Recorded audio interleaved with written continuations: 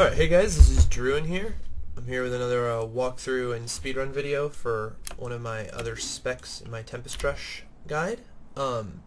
This walkthrough will cover spec variant C, which is using Fist of Thunder, Thunderclap, and Sweeping Wind Cyclone, and then no SOJ or Zeph Ami. So the basic principle behind this gear setup and spec setup is if you have sort of normal gear and like a quote-unquote cookie cutter gear, and then you want to move into doing Tempest Rush, this is a good spec to start with because it doesn't require either a Stone of Jordan or a Zephyrin Amulet. You do have to have a Spirit Regen Inna's Radiance, and you know, they're fairly expensive. I think I got this for 4 million or so. This build, I specifically went with a physical resistance Seize the Initiative setup, and it gives you what happens when you do that is you take a bit more damage from Fire Chains and Molten and Arcane and stuff like that than you would normally, but Reflex damage does physical, so you get the full amount of resistance against Reflex damage, and then you get the full amount with armor as well. And so it makes Reflex damage a lot easier to deal with, and you'll see with 22,500 life, I'm actually able to live pretty well. So let's look at the spec. So the spec is Fist of Thunder, Thunderclap, and the reason you use that is because you have to kill elites somehow, and Deadly Reach Foresight is terrible for killing elites, and you don't have enough Spirit Regen to use Seven-Sided Strike, so you have to do auto attacks. Obviously Tempest Rush Tailwind, Blinding Flash, Faith in the Light is, you know, obviously you use it to buff your Sweeping Winds, and then you use it to kill elites. It's one of the better skills monks have right now. Sweeping Wind Cyclone, the reason you go for Cyclone with this spec is because the idea is to have a lot of crit chance, and then use Cyclone plus Thunderclap for elite killing. Breath of Heaven, Blazing Wrath is a good placeholder skill. It just increases the damage you do and gives you a free heal, and because you probably won't have a Lifesteal Scorn with this build setup, it's good to have additional healing. You need MOH Circular Breathing. The reason you need this is because 3 spirit per second is important, or else you won't have enough spirit to maintain Tempest Rush. Chant of Resonance, again, you need more spirit regen. Guardian Path, more spirit regen. And then I went with Seize the Initiative. There's other options here. You could go with One with Everything if you have a dedicated single resist. Like I could switch One with Everything right now, and I would lose durability against Reflex damage and gain durability against everything else. But I like having Reflex damage durability. If you have a lot of all resist gear, you can switch to Fleet-Footed. And if you don't have enough Spirit Regen, you can use Exalted Soul. So all of those are options, although you will die more if you don't have the benefit from the durability of Seize the Initiative or One with Everything. So you're probably going to want to have all resist gear and or more Vit than I do. So let's look through the gear here. So I'm just using, like, I got this Scorn for I think 400,000 gold, really cheap. It's got fairly high critical hit damage. It's got 1,000 life on kill, and the life on kill is the only sustain in this whole build, and that's what you'll be seeing sustain me.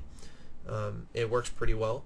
The build's hard to use because you can die so easily, so you actually have to use, like, for instance, the 930 damage bubble on Mantra of Healing is actually pretty useful, and you'll see me use it. So yeah, so that's the weapon that I recommend. I think ideally this build would work better with a life on hit scorn instead of a life on kill, because the only time you really need to gain health is when fighting elites, and you're using Fist of Thunder, Thunderclap, which has such amazing coefficients for procs that it really lets you abuse life on hit.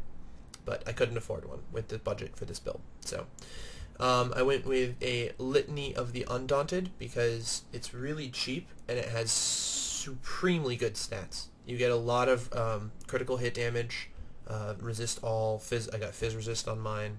It's got a lot of dex on it, and this build's going to focus on, you know, getting quite a bit of dex, quite a bit of crit chance, and try to get that DPS up there. Litany also has reduced damage from elites, which is super useful. And then obviously you have to have the 4-piece Innas, so I went with Fizz Resist on all of them, I think. Nope, I went Pickup Radius on Innas, Fast, Fizz Resist, Armor on Inna's Pants. So this is a setup that's dedicated to not using one with everything. So I got a lot of other stats like Armor and Pickup Radius. Pickup Radius is good to have on one piece of gear. I found it was cheapest on Inna's Vast Expanse. Comparatively, it's still like a 4 or 5 million gold investment. This one had some pretty good stats though. It's got a lot of decks as well, so I thought it was a pretty good buy. For Inna's Radiance, you're going to want to search for 1.9 spirit per second, because as soon as it breaks the 2 mark, the price jumps really high. So just search over and over again, you'll eventually get one for like 2 to 4 million. It does require 4-piece Innas to run this build, so. And then everything else is pretty straightforward. I'm using a 2-piece Immortal King set because you get 60 all resist, and trying to get 10% crit all resist Dex Vit gloves costs too much. So instead I got IK gloves for I think 700,000 or something like that. I'll actually show you a full breakdown of the prices at the end of the video. And 10% crit, so that gets us to a high crit, and it's got Vit Dex, which is good. And then the IK boots are just Vit Dex. They come with move speed and they come with all resist, so they fit the setup pretty well. I think they look really cool also. It's part of why I did it. Vile Ward with Fizz Resist is pretty straightforward. I think everyone should use Vile Ward. It's really good. I've seen some people with some good rare shoulders, and if you can get them, that's cool. But Vile Ward has everything you want. It's got armor, life regen, and all resist, and then your stat. So for Amulet, I went with a crit, really high dex, Vit, average damage. Obviously I would prefer if that was Fizz Resist instead of Cold Resist, because Cold Resist is totally useless, but it was a pretty good deal, and that's a lot of dex. People underestimate dex. If I had gotten critical hit damage and lower dex, I would have actually gotten less DPS, and it would have cost more, so there's that. I got an all resist Strong Arm Bracers because I needed a little bit more resist than I had, and it was pretty cheap, and Strong Arm Bracers are just good in general. They have a lot of dex and good crit. I'm using this Hellfire Ring, which does happen to have 60 Fizz Resist, and I know that not everybody's going to be able to get that, but I tried to, this is like my most, what I would consider an average Hellfire Ring. So it has critical hit damage, doesn't have critical hit chance, it's got some mitigation stats on it, but it doesn't have any Vit or anything. 4% life is kind of a weak roll, 200 armor is kind of a weak roll, 60 Fizz Resist an okay roll. So my presumption is that people will be able to get Hellfire Rings that are somewhat similar to this one, so that's why I used it, so it gives an accurate representation, as opposed to the Hellfire Ring from my other monk. And so the end result is 96,000 DPS, which is, 96,000 paper doll DPS, which is actually pretty good. That's pretty high for the 25 mil budget sets that I've been making. Seize the Initiative gives me 5,600 armor, which is a really high number. You're seeing at 41% critical hit chance, which is 1% below what I recommend for using Cyclone, and I still don't recommend getting 41%. Ideally, you'd have 42%, but without crit chance on Hellfire Ring, it's just hard to do. Critical hit damage is what it is. It's just, I don't have anything with specific dedicated critical hit damage, so Scorn does a lot of work.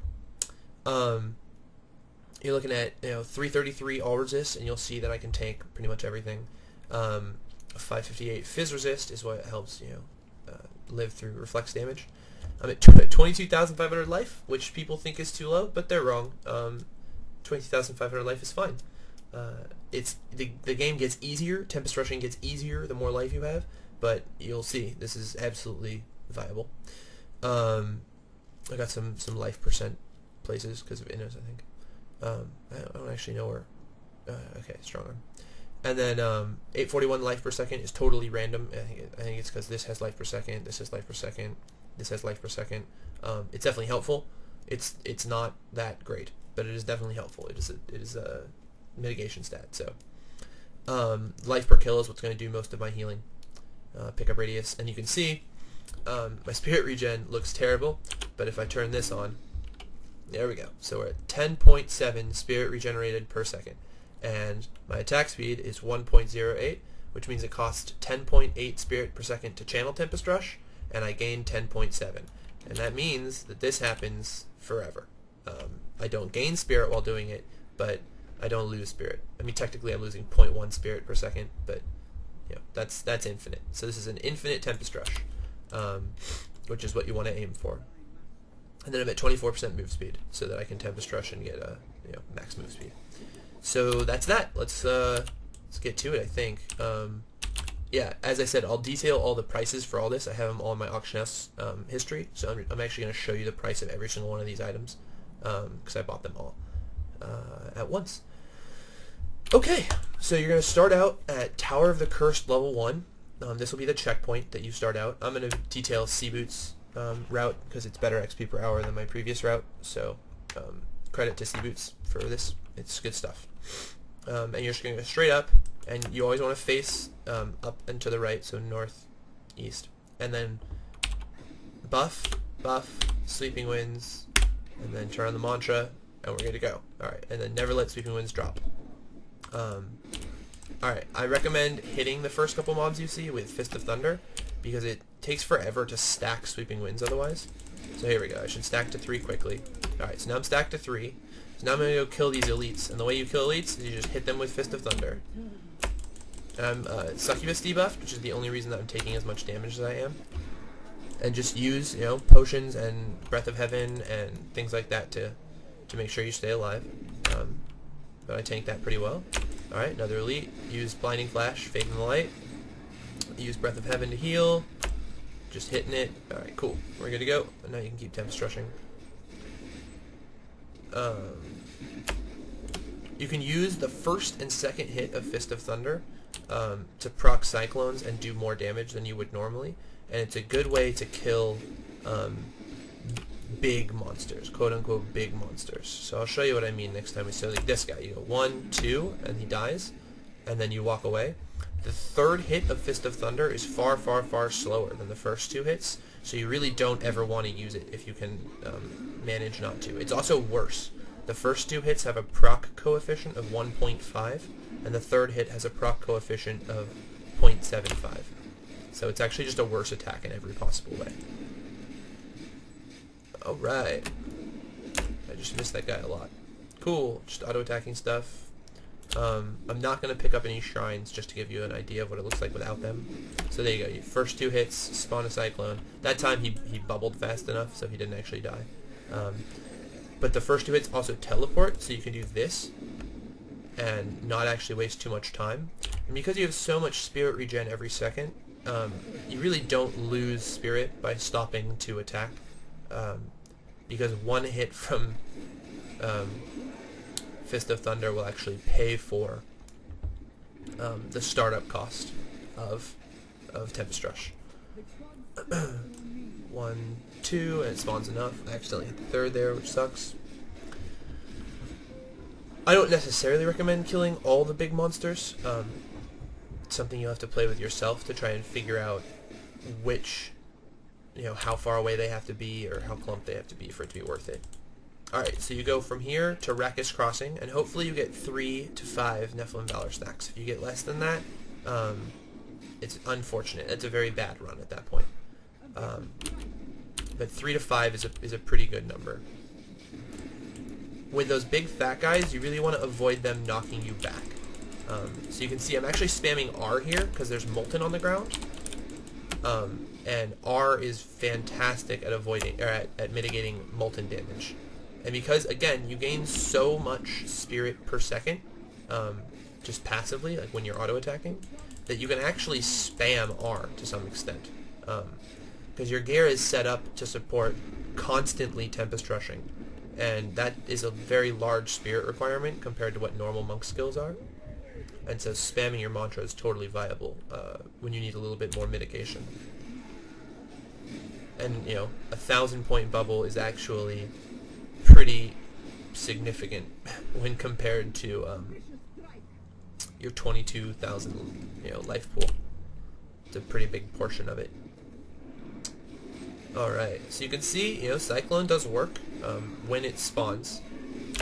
And so a big part of this build is learning when you have enough Cyclones on the field to just keep going, and when you need to double back. And so a lot of people have tried this build and felt like they get lower XP than they think they should. And a lot of the time it's just that you really have to pay attention to when you have enough Cyclones. I'm pretty out of practice, to be honest. When I was actually leveling, I was a lot better at it. But alright, so then you teleport back as soon as you get to the end of Rakkus Crossing, because Fields of Slaughter actually isn't that high of XP per hour. And then you go to Keep Depths level 1, reactivate Sweeping Winds, and here we go. Alright, let's kill these guys. So these guys are reflex damage, I think. They reflex damage. Yeah, and you can see I did fine. It was like no issue at all. My life barely dropped. I think the Illusionist helps because you get life unkill procs from illusions. But generally speaking, reflex damage is not an issue when you have enough Fizz Resist and armor, which this build definitely provides. This is a much tankier Tempest Rush build than my Spec B variant video. But it also requires a lot more in your face hitting them, because it doesn't have SSS. So there's reflex damage. I'm gonna die. Oh gosh. So you can actually tank one Maniac with this gear setup, which is really cool, because Maniacs are a leading cause of frustration to Tempest Rushers, because you're generally going to have too little HP to live through one. However, because you have so much armor and Fizz Resist, well, I don't know about that. I would assume they do poison damage, but based on the fact that I can tank one, I'm going to guess no, they do physical damage. So let's see if I can get one. Nope. So generally speaking, you would end your run right now, because you're at the end of the zone. So I'll show you. I'll fake do it, and then try and get hit by a Maniac. So you do this, and you go home,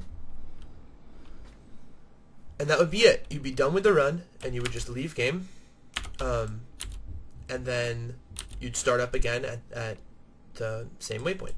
So I'm going to show you getting hit by a Maniac, because hopefully I can live. I lived a bunch the last couple runs, and I live in my speedrun video, but I don't know.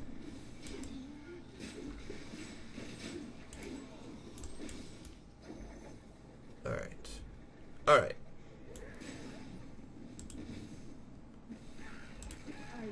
There you go, 18,000 damage. Survive. Cool. Alright.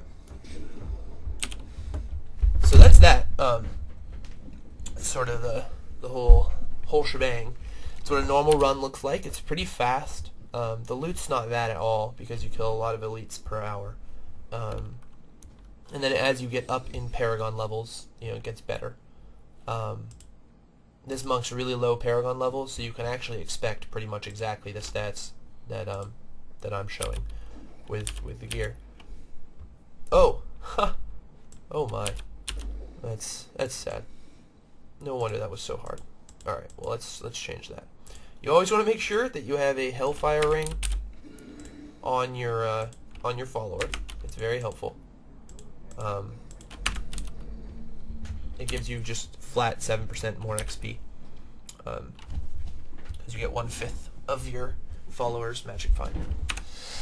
All right. Well, after this, I'm just going to show off I'm going to show the prices of all these items. Hope you enjoyed it. If you have any questions, just let me know. All right. Thanks for watching.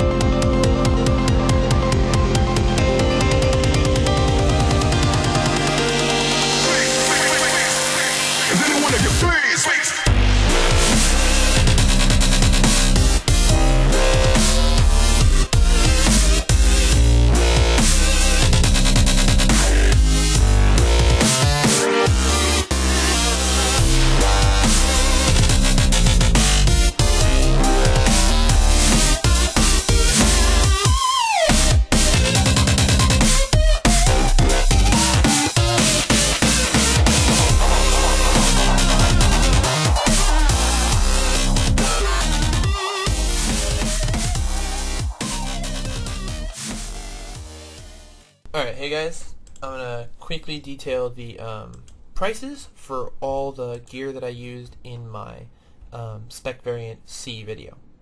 So the first thing I got was this Fizz Resist in his favor, and I sort of built the whole gear set based on that. And then I waited a little bit because I did Spec Variant B first. And then the first item I got was Mortal King's gloves for 500,000, Mortal King's boots for 2.2 million. And together, that's actually a pretty good price for the amount of all resist you get for those two pieces, and crit. Vial Ward for 1 million. Litany of the Strong Arm Bracers for 1 million. Litany of the Undaunted for 2 million.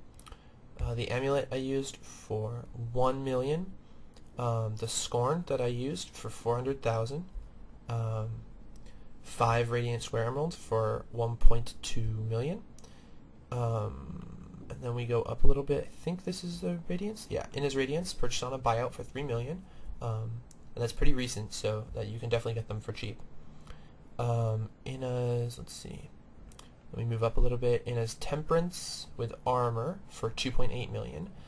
Inna's Chest with pickup radius for 5 million. And then Flawless Star Ruby for 2.3 and Flawless Star Emerald for 2.6 because it was the weekend / holiday, so they were way higher priced than they should be, and I paid it anyway because I wanted to get this set completed so I could make this video for you guys. So that's everything. That's the full cost of all the gear for that video. Obviously Hellfire Ring doesn't cost gold as much as it costs time, but yeah, there you go.